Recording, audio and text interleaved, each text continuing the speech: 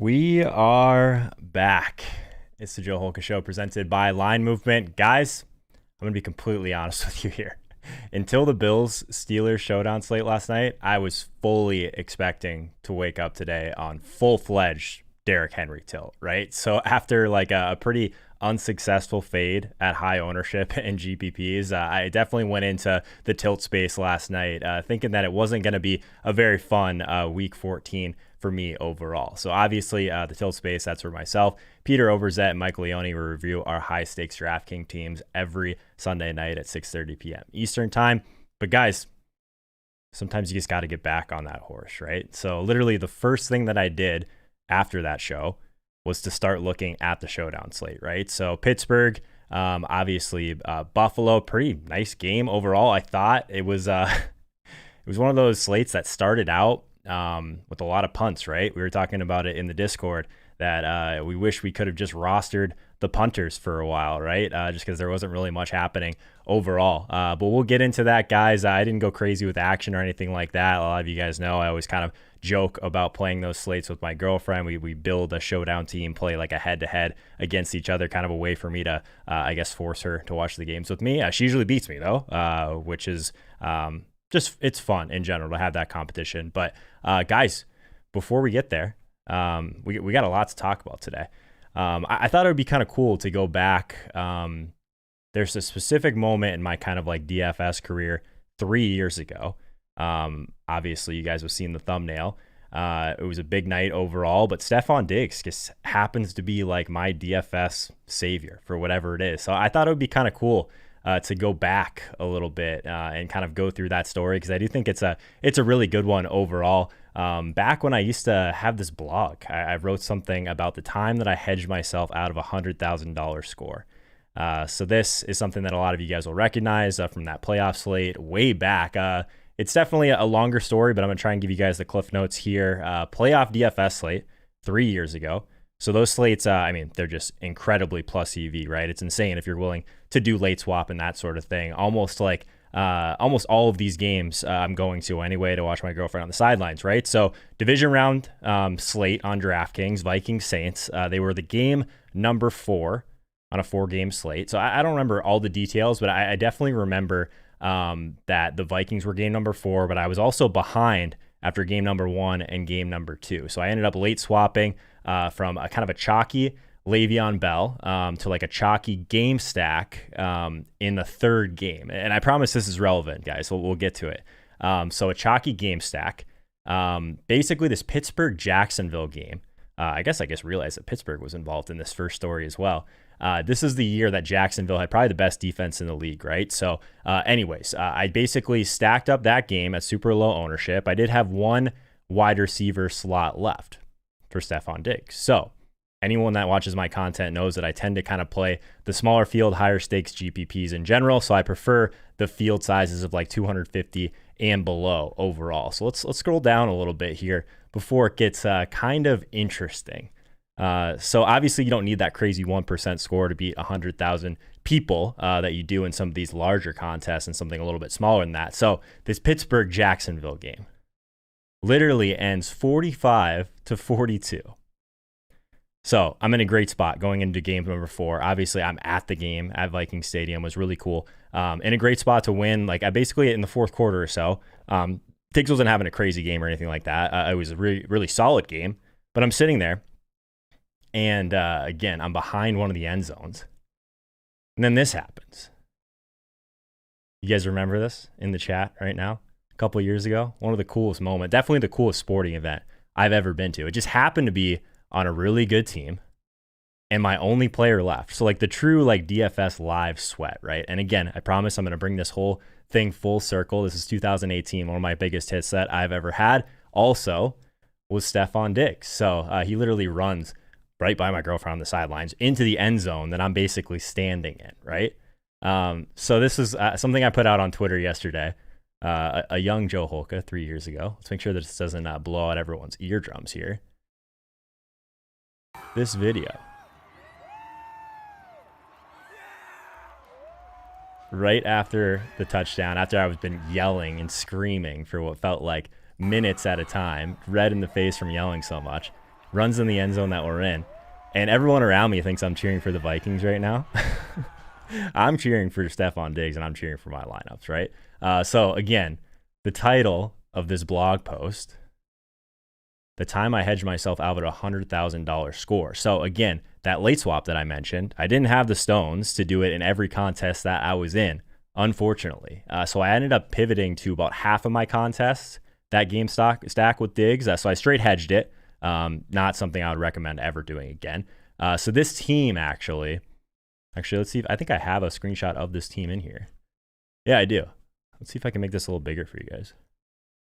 Yeah, not really. So Ben Roethlisberger, Le'Veon Bell, James White, Antonio Brown, Stephon Diggs, Eric Decker, Vance McDonald, Leonard Fournette, and Tennessee defense at 2K.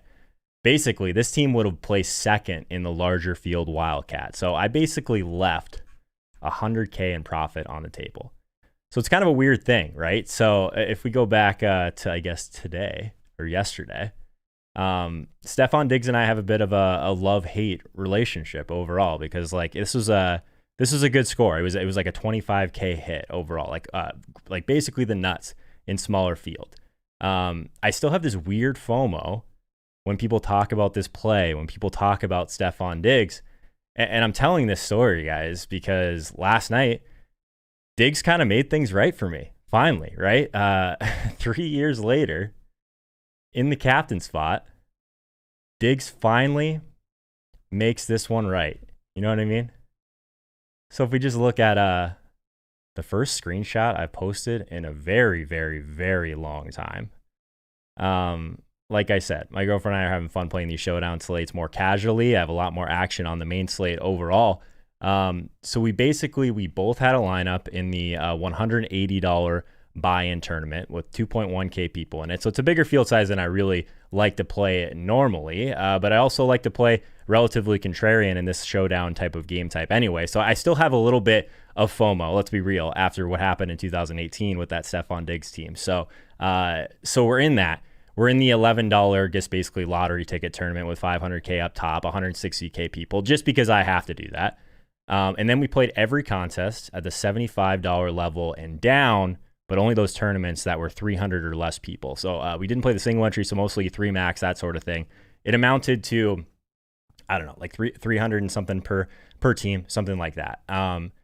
So basically, let's get to it. I feel like we've gone through all of this now, but the game started out gross, like I said. So we needed, I guess I go about these slates a little bit differently at times than some other people, right? Let's see if I can actually, there it is.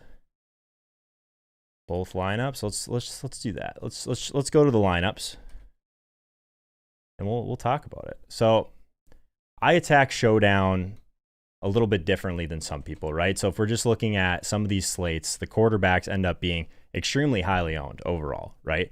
So my strategy overall was to go after these number one wide receivers. I do tend to do these kind of 4-2 builds overall. So just looking at this team that won it, we actually tied. I say we. This was my lineup, not hers. I beat her for a change. I ended up duping with 2 other people in this.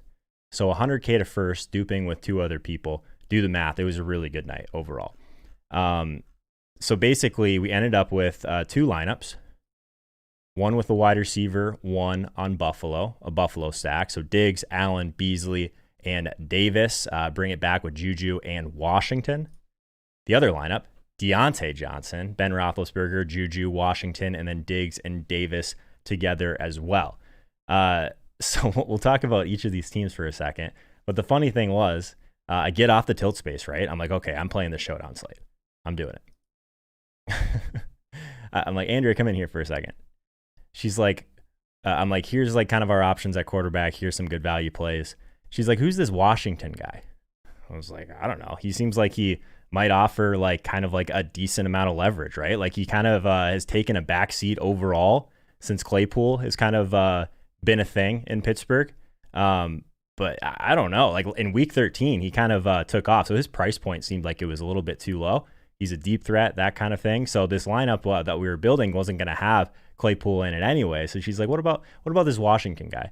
We end up with Washington on both teams. He's 24% owned in this, but very low at the captain spot. So I think that we considered doing the captain. I'm not sure how that would have worked out. But at one point, this game was so low scoring that James Washington touchdown was just carrying both of these teams, right?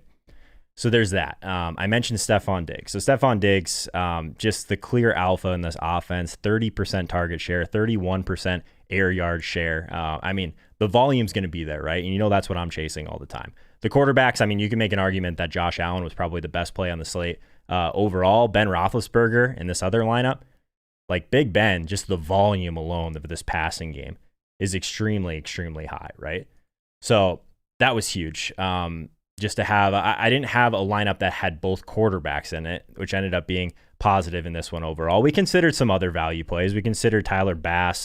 We didn't end up playing any kickers. Andrea didn't want to play kickers, so we didn't. We ended up the James Washington route and a little bit more balance with some of these teams overall. So Juju was huge, obviously, with that touchdown. Juju was on both these teams.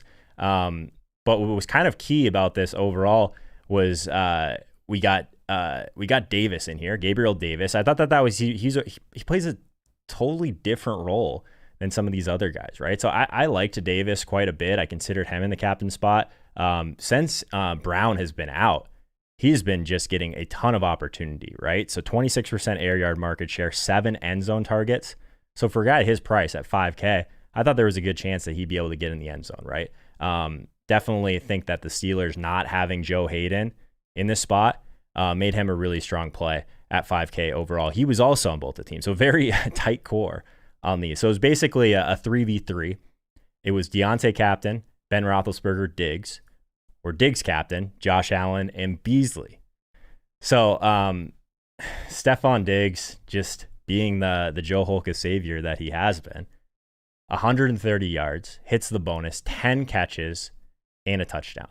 There were times in this game, this is the only way that Buffalo was moving the ball, was throwing to Stephon Diggs. So just fantastic overall. Josh Allen, like, I don't even want to talk about the quarterbacks, but I typically don't play them at captain because the ownership gets out of control a lot of times. It ended up being kind of similar with Diggs and Allen in this spot. So Beasley was kind of like the last guy in on this overall. I did kind of want to prioritize Juju. He was the cheapest of the Steelers wide receivers.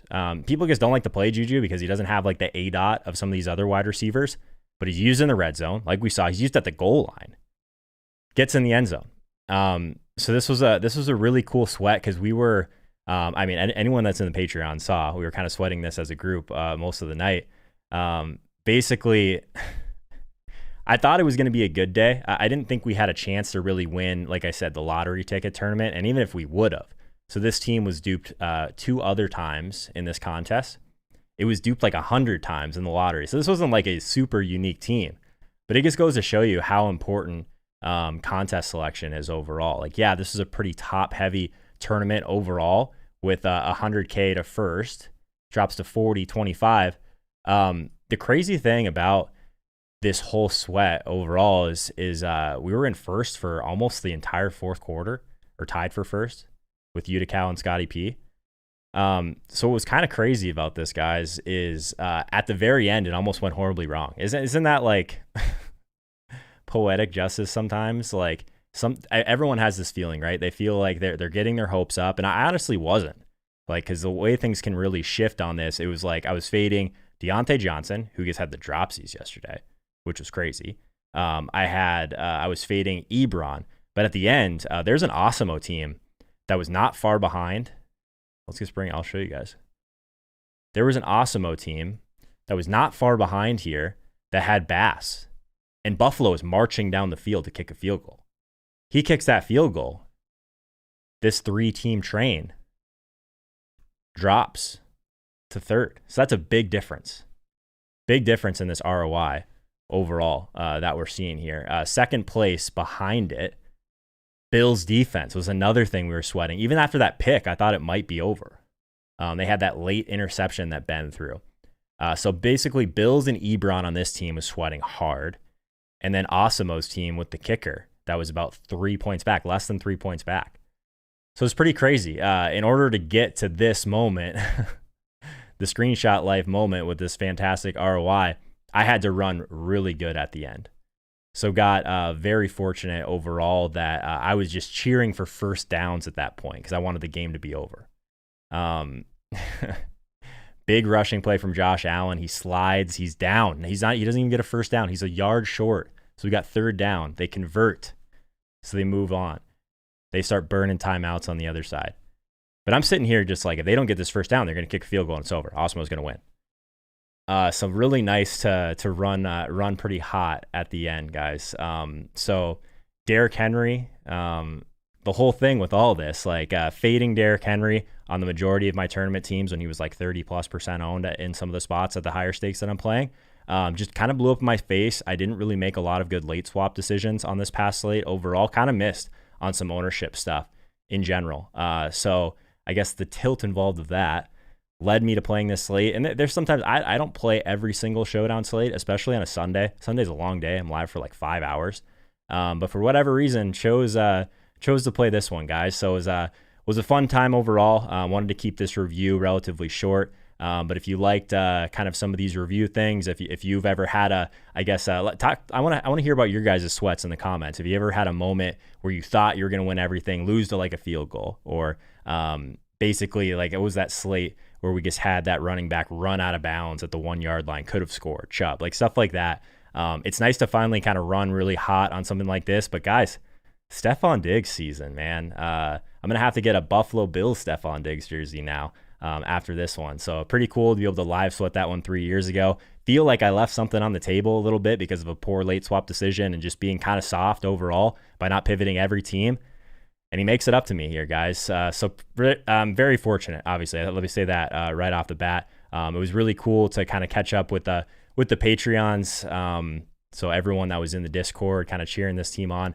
Really appreciate it, guys. I'll say this too, if you're watching this for the first time, because of the thumbnail caught your eye, I would love it if you consider subscribing to the channel, toss a like on this. Definitely leave a comment down below. What was your best, worst decision of week 14? I would love to hear about it. I think the coolest part about all this, like there's a lot of things that were cool, but the amount of like pure enjoyment and excitement in the Discord chat community was something that I won't forget for sure. So let's wrap this for now and move on to the rest of the week.